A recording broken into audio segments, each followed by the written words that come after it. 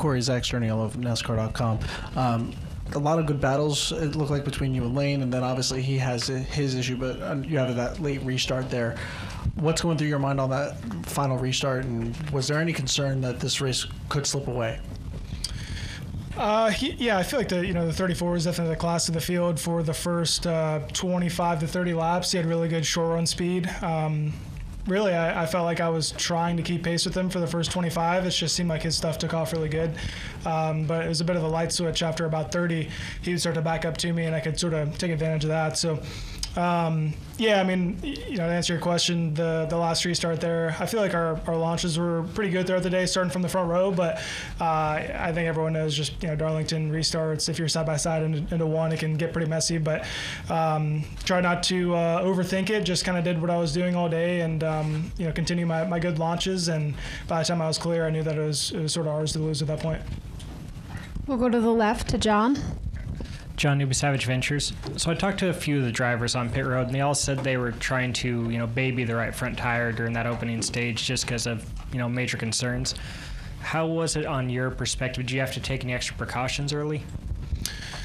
I sort of just carried my normal mindset as far as Darlington goes. I think if you're going 100%, 110% to start off a run and beat the tires off of it, you're going to pay for it on the back end. And it's weird because the last 2 years I've felt like that I can go 80% and be the best truck and, kind of set the pace. And then we've fallen off, after 25, but it was sort of the opposite today. So, we definitely wanted to go towards the direction of being better in the long run, but we may have kind of overdone it a little bit where the 34 was really good on the short runs, and then it would sort of flip-flop after about 30. But, no, I felt like for me, I mean, with our pace and as far as my mindset goes, taking care of the right front tire is always important here. So I just sort of did what I normally do, but I didn't have any extra concerns as far as what, took place in past years, I guess. Any other questions for Corey? We'll go all the way in the back.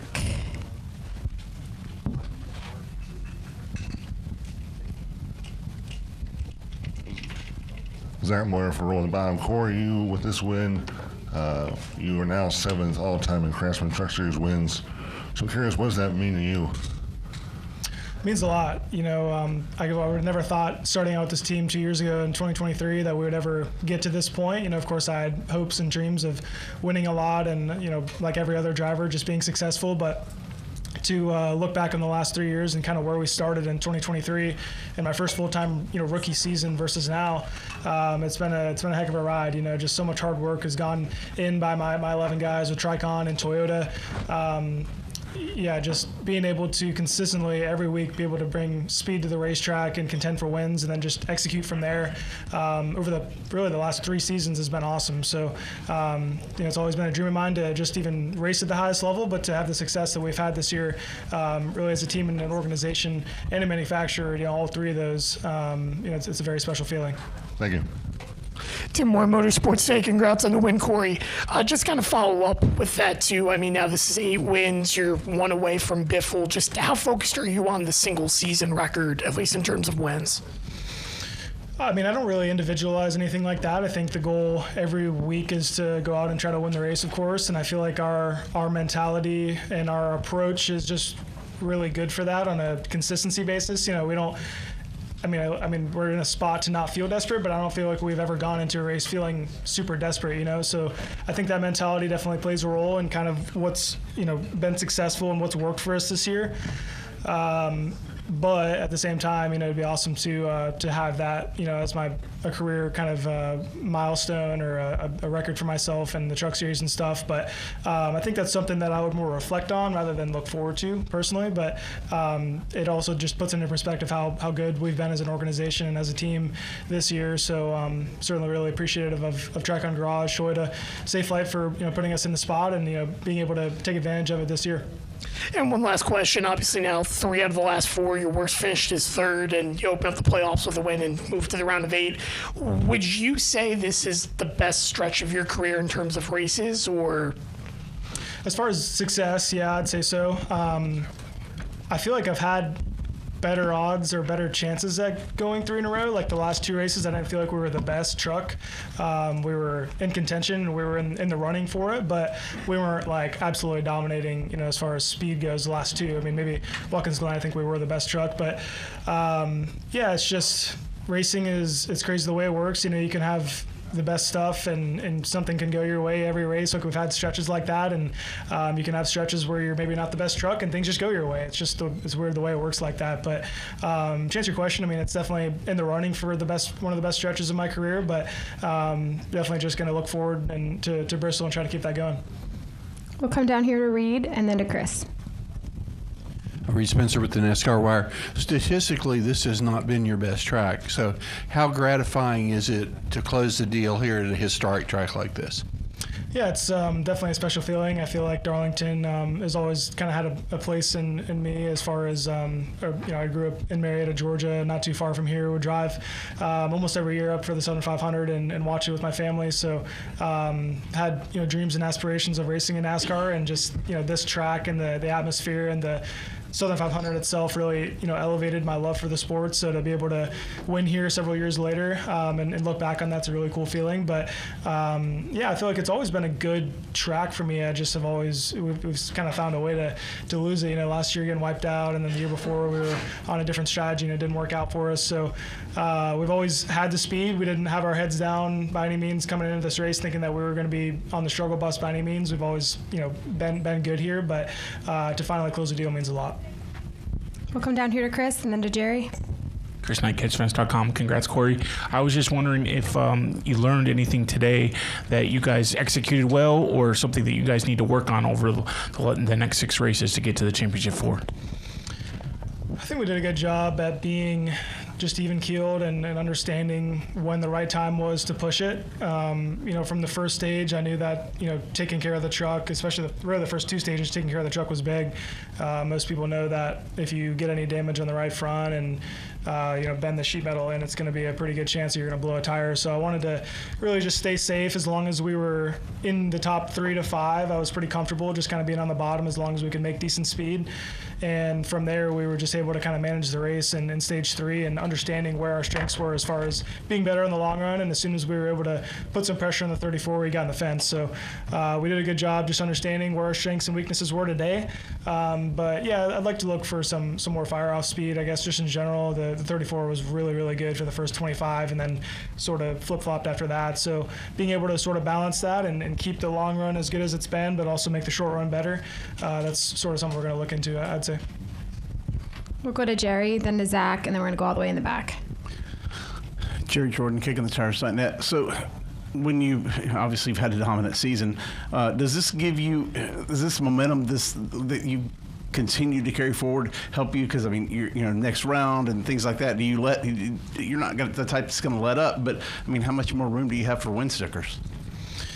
Yeah, hopefully we can just do really the same thing we've been doing. Going into our first race at Daytona this year, we were just focused on what we needed to focus on for that specific race and got our dots in line for that one. And I feel like it's the same, mindset now as far as just going to Bristol. We got to figure out what we've struggled there, with there in the past and sort that out.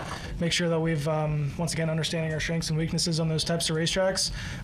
They're, certainly in the back of our head is our playoff situation and just kind of that we've advanced and we can maybe play around with setup to do more or less with that. But for the most part, as far as my mentality, I feel like I prepare for every race equally and try to just execute on the things I need to and prioritize the things I need to. So for me, it's really no different than, trying to hunt the first win versus the 9th one. When you snap one off like this, does it give you a little bit of relief for the next round? That you could take not have to pressure yourself like some of these other guys? A little bit. I think the goal today obviously was to win the race to begin with, but just not have a detrimentally bad day. If with the playoff system the way it works, especially with 2 races left, and having the buffer that we do, it's like, let's just not do anything crazy here, just keep it out of the fence. Saw a lot of people with tire issues, of course, so understanding that and just understanding that if we were to get 0 to 10 points, a bad day, we would probably be in less of a comfortable shape going into Bristol and Loudon. So understanding that and just being able to be comfortable running the bottom and keeping it out of a harm's way, I guess, was sort of the mindset, and we were able to execute on that. Go to Zach. Corey, finishing fifth was Trevor Bain, who was driving another Tricon truck today. What interactions have you had with him? Has he helped you in any way in his role through Toyota? Yeah, he's been doing a lot of my driver development. We, on a weekly basis, have a call, and he sends me a packet of stuff to look at, and I'd say more than half of the stuff in there is things that I would have never even thought about going into a race weekend. So with his prior, Cup experience in Xfinity as well, being able to lean on him for just things that he was able to pick up on throughout his career and implement into my driving style or just my strategy in general, is a huge deal. So he does a really good job. He's a very easy person to talk to and learn from, and I think he really cares a lot, and it's rewarding to see him, or rewarding for him to see us succeed, so it motivates him, and it's a sort of a mutual effort. So yeah, he's awesome. I can't say enough about him and Blake. They do such a good job at just preparing me in general, but also just being there for me when I need him. I'm Dropper Motorsports today. First off, congrats on the win. Excuse me. Wow. Sorry. I wanted to ask, just now that you got the win and locked into the next round, obviously you mentioned you didn't want to be complacent going into the next two races, but if you could have an outlook into into round two, what are your thoughts right now with those tracks, and how could you progress moving forward? I think we can learn a little bit from Bristol. We've always been good there, but not necessarily like cutting edge speed like we look for. So I would assume we're going to do a little bit with the setup from our normal package and try to advance that, of course. But Loudon's kind of a different one. I feel like it sort of has some maybe Phoenix 1 and 2 similarities. So understanding what we need to do to, first of all, just bring a good truck in general, but also learn from the package we bring and apply it to Phoenix if we were to make it there. It's pretty important. So, every race, even if we are locked into the next round, is very important just to learn as far as our packages go and our setups and whatnot. So that's definitely important to us still, but also just going into the round of 8, being able to stack up more playoff points and make ourselves more comfortable with the chaotic round that the round of 8 is. So yeah, it's all important at the end of the day. We're not just going to hang out for the next couple of weeks and wait for the round of 8. I think it's definitely important that we utilize the opportunity that we've been given and keep moving forward. My Place Hotels is proud to be the official hotel partner of Front Stretch. With plush beds, in-room kitchens, and pet-friendly hotels, My Place makes for the perfect pit stop when traveling. Front Stretch fans can use promo code FRONTSTRETCH to save 10% on your stay at any of our nationwide properties. Sign up for our Stay Rewarded program to get even more savings. With My Place Hotels, don't just stay rewarded. I'm Caleb Barnes with FrontStretch.com. Come back soon for more great racing videos, and if you like us, don't forget to hit the subscribe button.